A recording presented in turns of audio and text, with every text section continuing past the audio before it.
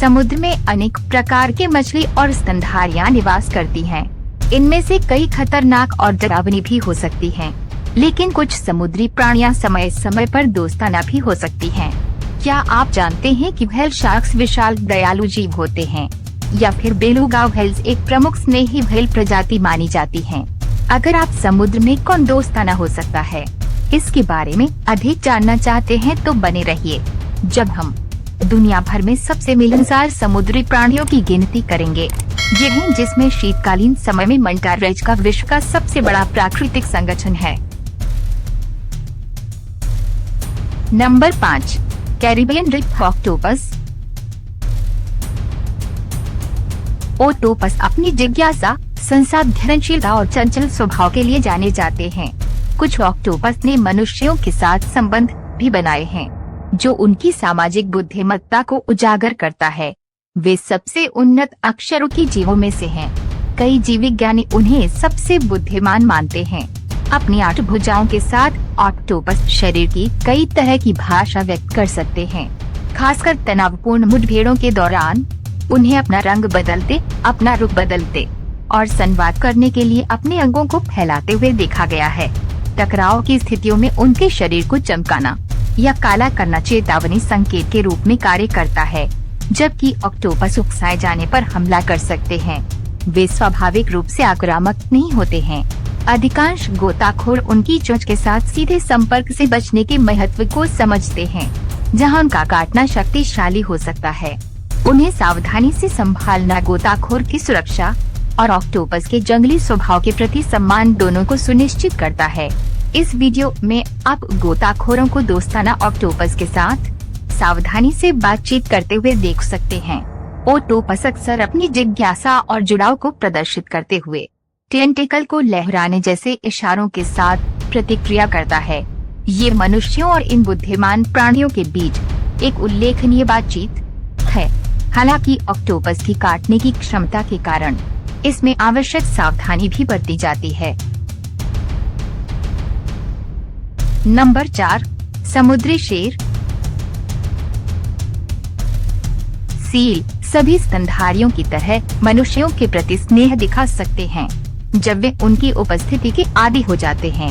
हालांकि तट के दूर दराज के क्षेत्र से एक समुद्री शेर, जहां मनुष्य दुर्लभ हैं, शुरू में सावधान या आक्रामक भी हो सकता है।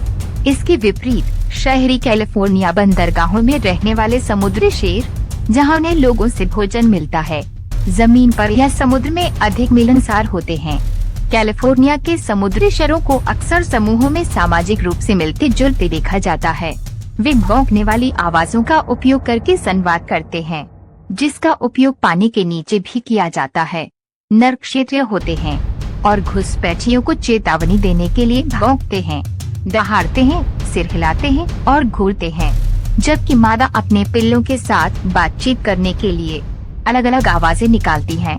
उस घटना के जवाब में, जिसमें एक लड़की को घाट से घसीटा गया था, विशेषज्ञ इस बात पर जोर देते हैं कि समुद्री शेर प्रशिक्षित कलाकार नहीं है और मनुष्यों के साथ निकटता के आदी नहीं है। हालांकि कैलिफोर्निया के समुद्री शेर शायद ही कभी खतरनाक होते हैं और हमले असामान्य होते हैं। वे नुकीले दांतों वाले बड़े अप्रत्याशित जंगली जानवर हैं। इस वीडियो में एक समुद्री शेर दोस्ताना दिखाई देता है, क्योंकि वह रास्ते में उसे खाना खिलाने वाले लोगों के साथ सवारी करता है। व्यक्तिगत रूप से मुझे लगता है कि महिला खतरनाक रूप से करीब आ रही है, लेकिन फिर भी वे खुद का आनंद ले रही है। एक अन्य क्लिप में शिशु समुद्री शेर अविश्वसनीय रूप से प्यारा है, लगभग घर ले जाने के लिए लुभावना है। लेकिन ये याद रखना महत्वपूर्ण है कि वे बहुत बड़े होते हैं और समुद्र में ही रहते हैं। एक और समुद्री शेर बारबेक्यू के लिए खुद को नाव पर आमंत्रित करता है, जो इसमें शामिल सभी लोगों के लिए एक यादगार अनुभव बनाता है, जबकि यह मजेदार लगता है। इस तरह की बातचीत में शामिल जोखिमों पर विचार करना महत्वपूर्ण है। Number 3, Morel. मोरेल अपने लंबे और तीखे दांतों के बावजूद विशेष रूप से निडर नहीं होते हैं। जब किसी खतरे का सामना करना पड़ता है तो वे आमतौर पर भागने की कोशिश करते हैं और केवल तभी हमला करते हैं जब उन्हें लगता है कि उन पर हमला किया जा रहा है। हालांकि गोताखोरों ने कभी कभी मोरेल द्वारा काटे जाने की रिपोर्ट की है, लेकिन ये याद रखना महत्वपूर्ण है कि ऐसी घटनाएं आमतौर पर तब होती हैं जब कोई गोताखोरी के क्षेत्र में घुस जाता है। अक्सर फोटो लेने के लिए मोरेल की दृष्टि खराब होती है, लेकिन गंध की तीव्र भावना होती है, इसलिए वे गोताखोर के हाथ को भोजन समझ सकते हैं। मोरेल गोताखोरों से संपर्क की तलाश कर सकते हैं, लेकिन इसे दोस्ती के रूप में नहीं समझना चाहिए। वे अक्सर अपनी त्वचा से परजीवियों को हटाने के लिए वस्तुओं को रगड़ते हैं, लेकिन उन्हें अपने हाथों से छूने से आपके बैक्टीरिया उनमें चले जा सकते हैं। मोरेल नियमित रूप से अपना मुंह खोलते और बंद करते हैं, किसी खतरे के रूप में नहीं, बल्कि खुद को हवादार करने के लिए। इस वीडियो में एक स्कूबा गोताखोर शांति से अपने नंगे हाथ से मोरेल को सहलाता है और इस इशारे की सराहना करता हुआ प्रतीत होता है। अगर ये एक बिल्ली होती तो आप कल्पना भी कर सकते हैं कि ये गुर्रा रही है। एक अन्य क्लिप में गोताखोरों के पास आते ही मोरेल को अपने छिपने के स्थान पर वापस जाते हुए दिखाया गया है। हालांकि ईल असहज दिखती है, लेकिन वह आक्रामक तरीके से पेश नहीं आती है। आखिरकार वो गोताखोर का अभिवादन करने के लिए बाहर निकलती है, जो उसे खाना खिलाता है, जिससे बातचीत आसान हो जाती है। ऐसा लगता है कि इस गोताखोर और मोरेल के बीच एक वास्तविक संबंध है। Number 2, pink river dolphin. ज्यादातर लोग समुद्र में रहने वाली डॉल्फिन प्रजातियों से परिचित हैं। डॉल्फिन ग्रह पर सबसे आमूल समुद्री जानवरों में से हैं। सबसे असामान्य और शायद ही कभी देखी जाने वाली प्रजातियों में से एक अमेज़न पिंक रिवर डॉल्फिन है, जिसे हमारी उलटी गिनती में शामिल किया गया है। ये डॉल्फिन, जिन्हें बोटोस के नाम से भी जाना जाता है, आश्चर्यजनक रूप से गुलाबी रंग की होती हैं और छोटे समूहों में रहती हैं। इसके बावजूद जब बात इंसानों की आती है तो वे बेहद जिज्ञासु और मिलनसार होती हैं। बोटोस कई दक्षिण अमेरिकी किंवदंतियों का विषय हैं।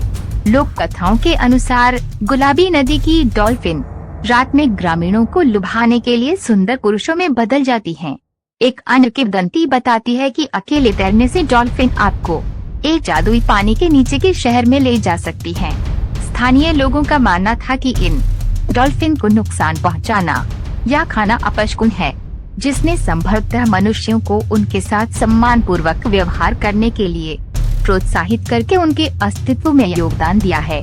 स्टीव बैकशॉल, एक प्रसिद्ध वन्यजीव विशेषज्ञ, उल्लेख करते हैं कि गुलाबी डॉल्फिन को ढूंढना बहुत मुश्किल है, लेकिन वो उनमें से कुछ के करीब पहुंचने और उन्हें खिलाने में कामयाब हो जाते हैं। डॉल्फिन का मिलनसार स्वभाव इस बात से स्पष्ट होता है कि वे पानी में ग्रामीणों के साथ कैसे व्यवहार करती हैं। जब ग्रामीण उन्हें खाना खिलाते हैं तो डॉल्फिन का दोस्ताना व्यवहार उल्लेखनीय है, क्योंकि कई अन्य जलीय जीव मनुष्यों के इतने करीब और सौहार्दपूर्ण तरीके से नहीं आते हैं। नंबर 1, मानेटी। अमेरिका में पाए जाने वाले मानेटी की 2 उपप्रजातियों में से एक फ्लोरिडा मानेटी है। मुख्य रूप से मध्य और उत्तरी फ्लोरिडा में मीठे पानी के मुहाने पर निवास करते हुए फ्लोरिडा मानेटी खारे पानी के वातावरण में भी रह सकते हैं। ये अनुकूलनशीलता उन्हें मेक्सिको की खाड़ी और उत्तर में न्यू इंग्लैंड तक यात्रा करने की अनुमति देती है। अपने सौम्य स्वभाव के लिए जाने जाने वाले फ्लोरिडा मानेटी शाकाहारी होते हैं, जो मुख्य रूप से समुद्री घास और अन्य जलीय पौधों पर भोजन करते हैं। उन्हें अक्सर उनके बड़े आकार, धीमी गति और मैत्रीपूर्ण व्यवहार के कारण समुद्री गाय कहा जाता है। मानेटी के साथ तैरना एक पुरस्कृत अनुभव हो सकता है, लेकिन उन्हें परेशान करने या भीड़ से बचने के लिए सबसे अच्छा है। हालांकि वे आसानी से डरते नहीं हैं, लेकिन वे उन क्षेत्रों में अक्सर शौच करते हैं जहां वे समय बिताते हैं। एक वीडियो में एक बच्चा मानेटी कोमल जिज्ञासा के साथ एक व्यक्ति के पैर को चंचलता से काटता है। ये दर्शाता है कि इंसानों के आसपास मानेटी कितने सहज हैं। उन्हें कोई खतरा महसूस नहीं होता है। मैनेटी के एक समूह के इर्द गिर्द गोताखोरों का ओवरहेड शॉट काफी शानदार है, जो मैनेटी के इंसानों के साथ दोस्ताना संबंधों को उजागर करता है। इसे देखकर कोई भी हमारे पानी में रहने वाले कई दोस्ताना जीवों की सच्ची सराहना कर सकता है। दोस्तों, हमें विश्वास है कि यह वीडियो आपको अच्छा लगा होगा, तो सब्सक्राइब और लाइक करें ताकि हमको मोटिवेट मिले। अगले वीडियो में ऐसे अच्छे टॉपिक लेकर फिर से जरूर मिलेंगे दोस्तों। तब तक के लिए आप अच्छा से और सही सलामत से रहे। Thank you.